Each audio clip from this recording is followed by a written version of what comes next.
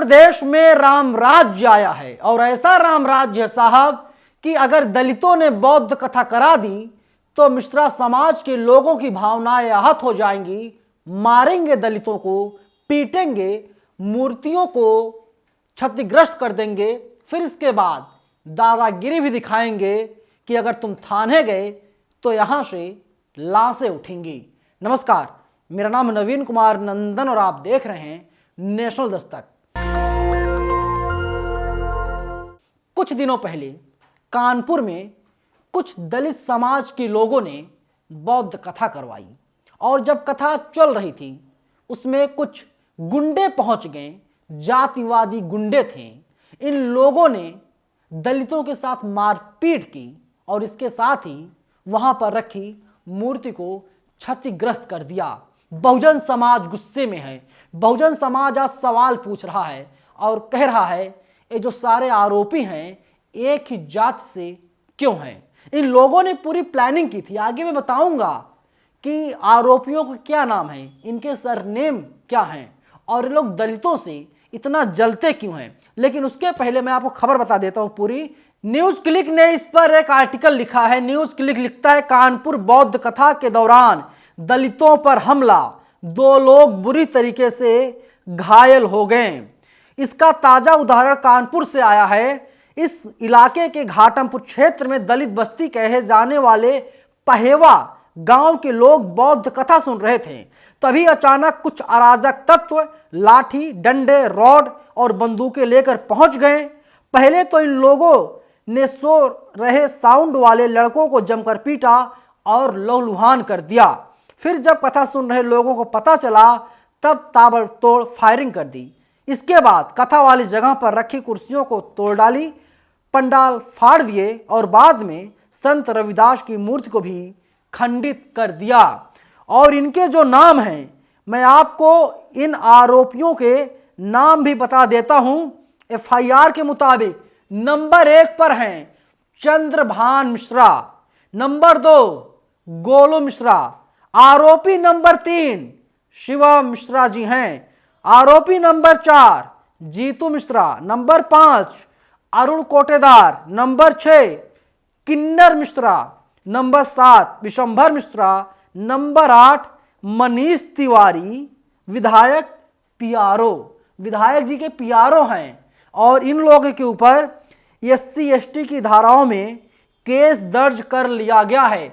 लेकिन सवाल यही है, क्या उत्तर प्रदेश में बौद्ध कथा कराना अपराध है, गुनाह है? अगर इन लोगों को बौद्ध कथा से आपत्ति या दिक्कत थी, ये लोग कानून के पास जाते, ये लोग पुलिस के पास जाते, ये लोग सरकार के पास जाते। इन लोगों ने कानून को अपने हाथ में क्यों लिया? सवाल सबसे बड़ा यही है। सरकार को जवाब देना चाहिए, लेकिन सरकार खामोश है। सरकार कुछ भी नहीं बोल रही है। संविधान हमारा क्या कहता है?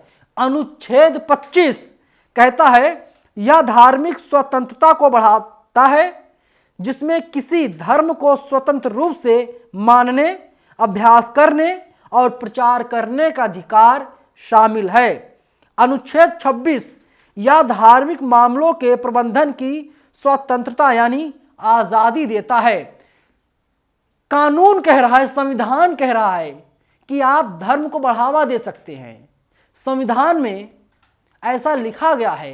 लेकिन जो नफरती गुंडे हैं, नफरती चिंटू जिन्हें आम बोलचाल भाषा में हम लोग कहते हैं, ये लोग नहीं चाहते कि जो इनका धर्म है उस धर्म के आगे कोई और धर्म आए या किसी और धर्म का प्रचार प्रसार किया जाए। ये लोग चाहते हैं भारत को हिंदू राष्ट्र बना दिया जाए। अरे भारत तो सबका है, हम सबका है।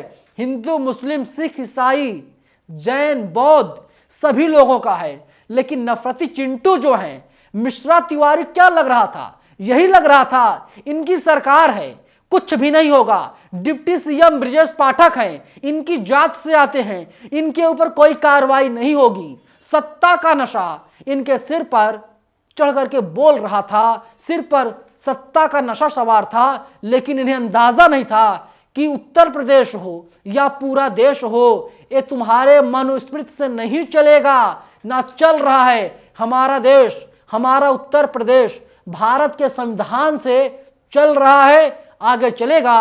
और अब इनके ऊपर कार्रवाई की जा रही है। उत्तर प्रदेश की पुलिस ऐसा दावा कर रही है। बताइए, कथा करवाना अपराध होता जा रहा है। ये लोग लाउड स्पीकर लगा करके, डीजे लगा करके ना जाने क्या करते हैं। अब आप बताइए कि जब कांवड़ यात्रा निकाली जाती है, मैं कांवड़ यात्रा को गलत नहीं ठहरा रहा हूं, लेकिन मैं सिर्फ आपको जानकारी के लिए बता देना चाहता हूं। जब कांवड़ यात्रा निकाली जाती है, सड़कों पर सड़कें जाम हो जाती हैं, किसी की भावना आहत नहीं होती। और जब दलित समाज के कुछ लोग बौद्ध कथा करवा रहे थे, इन मनुवादियों की भावनाएं आहत क्यों हो गई? जब ये लोग कांवड़ यात्रा के दौरान सड़कों को जाम कर देते हैं तो किसी की भावना आहत नहीं होती, लेकिन जब दलित बौद्ध कथा करवाता है तो इनके मन में उथल पुथल मच जाती, इनके शरीर में हलचल होने लगती है, इनका दिमाग ठिकाने नहीं रहता। लेकिन अब उत्तर प्रदेश की पुलिस इन मनुवादियों को सबक सिखाने का काम करेगी। कोई भी हो, मुख्यमंत्री हो या उप मुख्यमंत्री हो, इन सब को पता है कि उत्तर प्रदेश देश का सबसे बड़ा सूबा है और उत्तर प्रदेश को कानून से चलाया जाएगा। किसी भी धर्म, किसी भी जात से अगर आरोपी होगा उसे कतई बख्शा नहीं जाएगा। और अब इसीलिए इन आरोपियों के खिलाफ कार्रवाई की जा रही है। एससी एसटी की धाराओं में मुकदमा दर्ज कर लिया गया है। निर्देश सिंह लिखती हैं, कथा कराने का सारा खर्चा दलित का रहता है, लेकिन दर्द इन ब्रह्मा मन को होता है। पहले दलित के घोड़ी पर चढ़ने में दर्द होता था, अब बौद्ध कथा करवाने पर भी दर्द होने लगा। यह दर्द बड़ा बेदर्दी है। कानपुर में बौद्ध कथा करवाने पर जातंकियों ने घुसकर ताबड़तोड़ फायरिंग की और कुर्सियों को तोड़ दिया। वही निगत प्रवीण जो एक मुस्लिम हैं, ये ट्वीट करती हैं, खबर सुनिए, यूपी के कानपुर में दलित समाज के लोग बौद्ध कथा का आयोजन करा रहे थे, तभी कुछ दबंग आए और वहां सब कुछ तहस नहस कर दिए। संत रविदास की मूर्ति को तोड़ दिया, साउंड पांडाल को उखाड़कर फेंक दिया। आरोप सत्ता समर्थित विधायक के करीबियों पर है। अपना दल के विधायक के पीआरओ मनीष तिवारी पर एफआईआर दर्ज की गई है। इसके अलावा चंद्रभान मिश्रा, गोलू मिश्रा, शिवा मिश्रा, अरुण कोटेदार, विशंभर मिश्रा भी इस मामले में शामिल थे। यानी बौद्ध कथा करवाना भी गुनाह अपराध होता जा रहा है। तो मेरा सीधा सवाल उत्तर प्रदेश के मुख्यमंत्री योगी आदित्यनाथ और उत्तर प्रदेश के ही गृह मंत्री योगी आदित्यनाथ जी से ही है। योगी जी, माननीय मुख्यमंत्री जी, उत्तर प्रदेश में चल क्या रहा है बताइए जरा। क्या अपने धर्म को कोई इंसान बढ़ावा नहीं दे सकता, जबकि हमारा कानून, हमारा संविधान आर्टिकल 25 और 26 यही कह रहा है कि आप अपने धर्म को बढ़ा सकते हैं। लेकिन ये आपके राज्य में, राम राज्य में हो क्या रहा है बताइए, जवाब कौन देगा?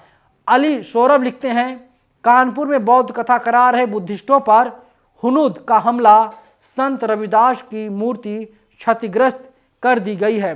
अजय पटेल का ट्वीट आया है सामने। इन्होंने लिखा, कानपुर के गांव में बौद्ध कथा कराने पर दलितों को बेरहमी से पीटने, ताबड़तोड़ फायरिंग करने व संत रविदास जी की मूर्ति तोड़ने और जान से मारने की धमकी देने के लिए 8 लोगों को गिरफ्तार किया गया है। पता नहीं क्यों यह छठा नाम बहुत ज़्यादा फेमस हो रहा है।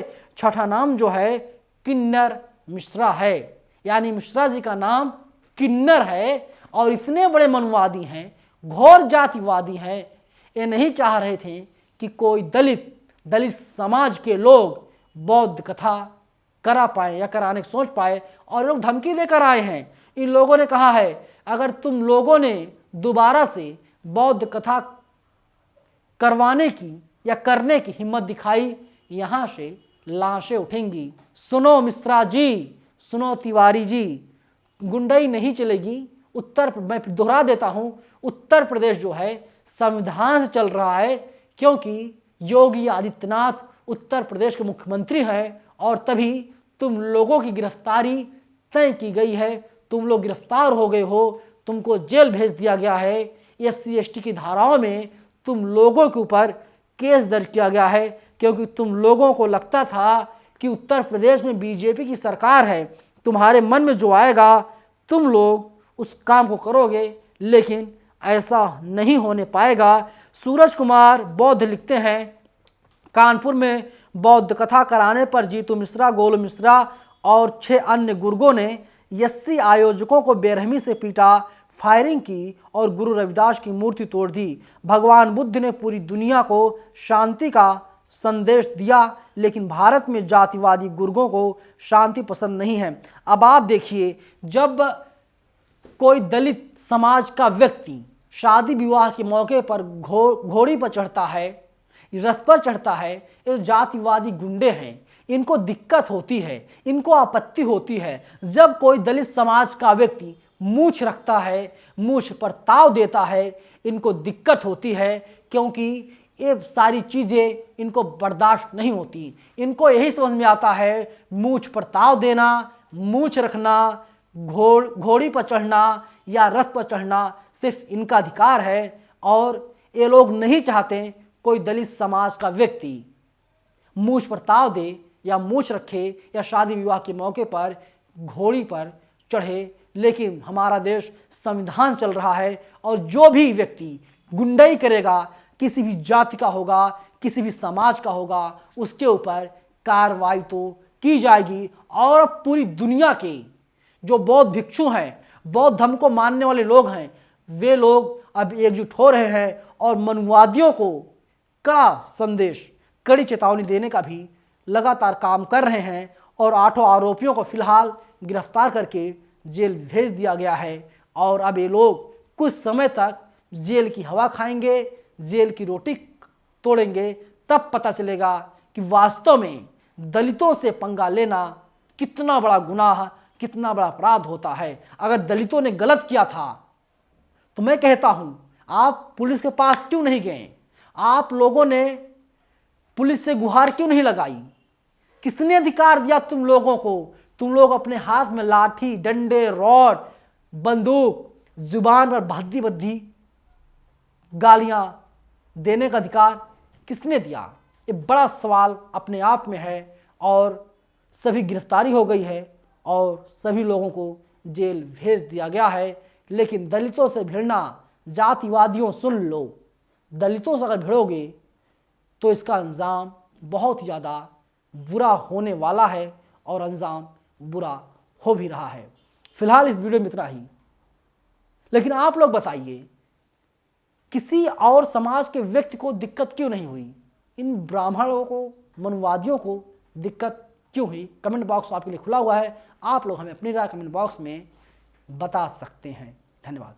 नेशनल दस्तक की आपसे गुजारिश है कि अगर इसको बचाना चाहते हैं तो नेशनल दस्तक को सब्सक्राइब करने के लिए रेड कलर के सब्सक्राइब बटन को दबाएं, फिर बेल आइकन की घंटी दबाएं। नेशनल दस्तक को बचाने के लिए बहुत जरूरी है कि हर खबर को शेयर करें, लाइक करें, कमेंट जरूर करें।